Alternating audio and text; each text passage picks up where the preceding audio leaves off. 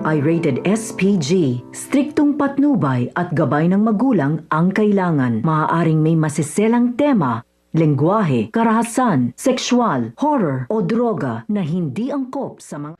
Hindi na nga nagpatinag pa itong si Felma at si Manuel dahil handa na nga silang sampahan ng karampatang kaso itong si Hazel.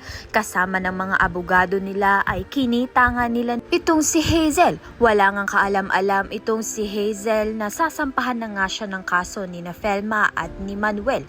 Wala nga siyang kaperahan upang maghanap pa sa kanyang sariling abogado. Kaya naman nga dahil dito ay makukulong at mapagbabayaran na nga ni Hazel ang kanyang mga kasalanan sa kulungan. Sa kabilang banda naman nga, nakipagsagutan nga itong si Andrea kay Jeff dahil nga malaki pa rin nga ang galit nito ni Andrea sa kanyang ama na si Manuel. Hindi nga niya matanggap na pinatawad pa nga ni Felma itong si Manuel dahil nga sa ginawang pag-iwan sa kanila noon. Kaya naman nga kinikailangan pa nga ni Andrea ng sapat na oras upang maintindihan ang lahat. Ngunit sa puso nga niya ay mahal niya nga ang kanyang ama at may natitira pa rin nga siyang care para sa kanyang ama na si Manuel. Kaya naman nga yan at iba pa ang dapat nating pakaabangan.